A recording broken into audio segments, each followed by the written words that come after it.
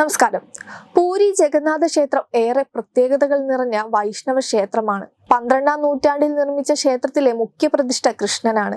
ഗംഗാ സാമ്രാജ്യത്തിലെ പ്രധാന ഭരണാധികാരികളിൽ ഒരാളായ അനന്തവർമ്മനാണ് പൂരിയിൽ പുരുഷോത്തമ ജഗന്നാഥന്റെ നാമത്തിൽ ക്ഷേത്രം നിർമ്മിക്കാൻ തീരുമാനിച്ചത്.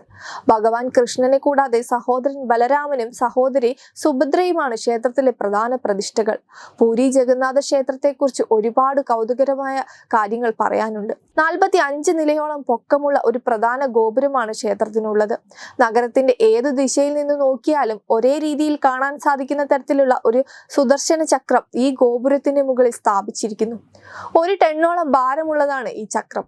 സാങ്കേതിക വിദ്യയോ മറ്റു നൂതന സംവിധാനങ്ങളോ ഒന്നും തന്നെ ഇല്ലായിരുന്ന കാലത്ത് ഇത്രയും ഭാരമേറിയ ഈ ചക്രം എങ്ങനെ മുകളിൽ എത്തിച്ചു എന്നത് അത്ഭുതാർഹമാണ്.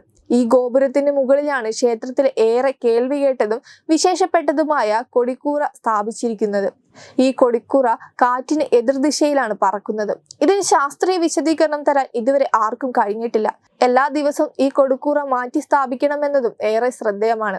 നിത്യവും വൈകുന്നേരം 4 മണിയോട് കൂടിയാണ് കൊടിക്കൂറ മാറ്റി സ്ഥാപിക്കുക. ക്ഷേത്ര പുരോഹിതനാണ് കൊടിക്കൂറയുമായി ഗോപുരത്തിന് മുകളിൽ കയറി കൊടി മാറ്റുക. ഈ ആചാരം ഒരു ദിവസമെങ്കിലും തെറ്റിയാൽ 18 വർഷക്കാലം ഈ ക്ഷേത്രം അടച്ചിടേണ്ടി വരുമെന്നാണ് വിശ്വാസം. കഴിഞ്ഞ 1200 വർഷങ്ങളിൽ ഒരിക്കൽ പോലും ഈ പതിവ് മുടങ്ങിയിട്ടില്ല.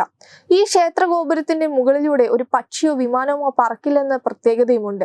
ക്ഷേത്രത്തിലെ വിഗ്രഹങ്ങളെല്ലാം വേപ്പുമരങ്ങൾ കൊണ്ട് നിർമ്മിച്ചവയാണ്. ഈ വിഗ്രഹങ്ങൾ 8000, 12109 എന്നിങ്ങനെ വർഷങ്ങൾ കണക്കാക്കി മാറ്റി സ്ഥാപിക്കണമെന്നുണ്ട്. വിഗ്രഹങ്ങൾ തിരഞ്ഞെടുക്കുന്നതിലുമുണ്ട് ഒട്ടേറെ പ്രത്യേകതകൾ. ഏറെ സവിശേഷം നിറഞ്ഞതാണ് ഈ വിഗ്രഹത്തിന്റെ നിർമ്മിതി. ഏത് വേനലിലും സൂര്യൻ ഏത് ദിശയിലായിരുന്നാലും ക്ഷേത്രത്തിന്റെ നിഴൽ ഭൂമിയിൽ പതിക്കില്ല. ഈ വാസ്തുവിദ്യയുടെ മാന്ത്രികതയാണോ അതല്ലെങ്കിൽ മറ്റെന്തെങ്കിലും അത്ഭുതമാണോ എന്ന് ഇതുവരെ കണ്ടെത്താനായിട്ടില്ല. പൂരി ക്ഷേത്രത്തിൽ ഭക്തർക്കായുള്ള പായസം തയ്യാറാക്കുന്നതിലുമുണ്ട് പ്രത്യേകതകളേറെ. 7 മൺകലങ്ങൾ ഒന്നിനു മീതെ വെച്ച് വിറകടുപ്പിലാണ് പ്രസാദം തയ്യാറാക്കാറുള്ളത്. എന്നാൽ ഇതിലെ ഏറ്റവും മുകളിലെ പാത്രത്തിലാണ് പ്രസാദം എന്ന് ആദ്യം വേവുക. എന്നും ഓരോ അളവിൽ പാകം ചെയ്യുന്ന ഇവിടുത്തെ പ്രസാദം ഒരിക്കലും തികയാതെ വരികയോ ബാക്കി വരികയോ ചെയ്യാറില്ല. കടൽ തീരത്തോട് ചേർന്നാണ് പൂരി ജഗന്നാഥ ക്ഷേത്രം സ്ഥിതി ചെയ്യുന്നത്. എന്നാൽ ക്ഷേത്രത്തിനുള്ളിൽ കയറിയാൽ ഈ കടലിന്റെ ഒരു ചെറു ശബ്ദം പോലും കേൾക്കില്ല.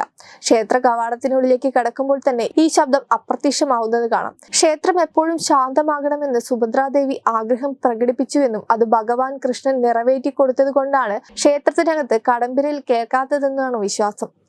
ആഷാഢ മാസത്തിൽ അഥവാ ജൂൺ ജൂലൈ മാസങ്ങളിൽ നടക്കുന്ന ഇവിടുത്തെ രഥോത്സവം ഏറെ പ്രസിദ്ധി ആർജിച്ചതാണ്.